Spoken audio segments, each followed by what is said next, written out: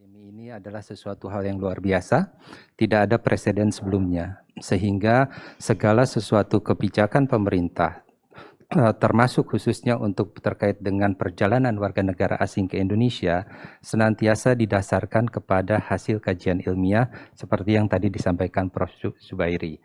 Yang kedua, bahwa kita pun memetakan apa yang terjadi secara global penyebaran dari pandemi ini, sehingga pada gilirannya, semua kebijakan pemerintah terlihat gradual, scientific based, dan tepat sasaran. Intinya seperti itu. Kalau kita tarik ke belakang semenjak awal munculnya di bulan Desember di Wuhan, kita membuat berbagai kebijakan terkait perjalanan warga negara asing. Pada saat itu, kalau kita balik lagi memori kita ke bulan Februari, pada bulan Februari kita memberlakukan penundaan atau penghentian pemberian kunjungan bebas visa dan juga visa bagi warga negara Tiongkok pada saat itu. Kenapa? Karena saintifik mengatakan bahwa itu terjadi di Tiongkok, sehingga kita melakukan pembatasan. Lanjut lagi, kita kemudian setelah menyebar, kita pun melihat memberhentikan sementara pemberian visa bebas kunjungan dan visa on arrival bagi seluruh warga negara yang akan masuk ke Indonesia. Seluruh warga negara asing. Sehingga pada saat itu wajib visa. Kenapa wajib visa? Visa ini menjadi screening terdepan. Siapa saja yang akan masuk ke Indonesia. Dan ini selalu kita koordinasi dengan para ahli mengenai hal-hal apa yang harus kita terapkan sebagai parameternya. Lanjut lagi, sebetulnya berbicara mengenai pelarangan warga negara asing masuk ke Indonesia sudah diberlakukan semenjak bulan April 2020 melalui Permenkumham nomor 11 2020. Jadi sudah tahun lalu pun sudah diberlakukan sebetulnya ya Pak Cecep? Tahun ini, sorry. Ya, sudah diberlakukan, orang asing tidak dapat memasuki wilayah Indonesia termasuk transit di Indonesia. Memang ada pengecualian-pengecualian dalam Permenkumham 11 2020. Lanjut lagi, sampai saat ini berlaku bahwa orang asing tidak bisa masuk ke Indonesia kecuali ada beberapa yang dikecualikan. Pada bulan Juli kita kan melakukan apa yang disebut dengan travel corridor arrangement.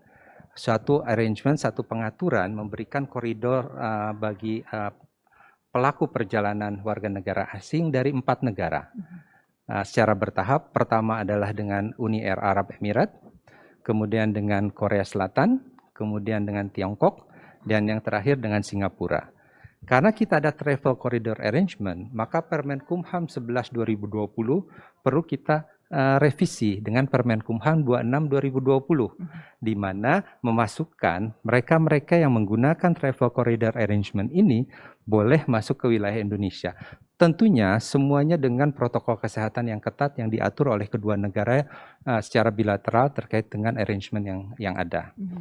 Nah, tadi Prof. Zubairi mengatakan bahwa virus baru mulai dari Inggris.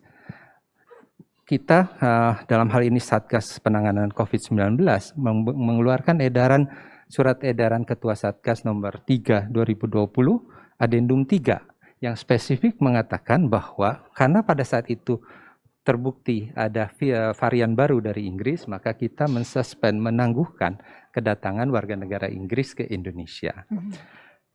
Kembali lagi kalau kita perhatikan tadi presentasi Prof. Zubairi, bahwa ini sudah menyebar ke beberapa negara dan beberapa region. Tadi Mbak Inggit juga menyampaikan sudah di Australia, sudah ada di Singapura, sudah semakin mendekat.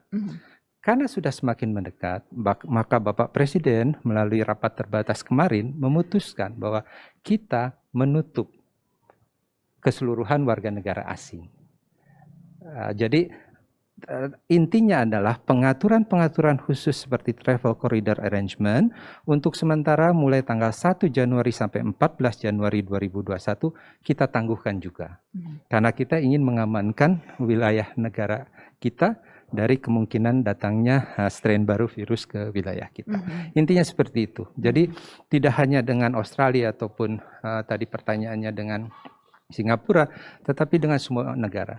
Dan lagi-lagi kami harus tekankan bahwa segala kebijakan kita selalu berdasarkan kepada kajian ilmiah dari para pakar dan juga tentunya memperhatikan sebaran secara global. Makanya kerja Satgas dan kami itu hitungannya bukan hari lagi, tetapi jam ke jam, karena kita harus selalu engage dengan perwakilan asing, perwakilan kita di luar negeri, dengan WHO, apa sih yang terjadi, sehingga semuanya kita punya dasar.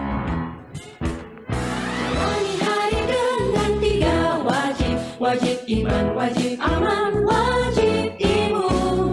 Berolahraga, riang gembira, mencegah kita jatuh sakit. Makan bergizi tiap hari, tidur cukup itu pasti.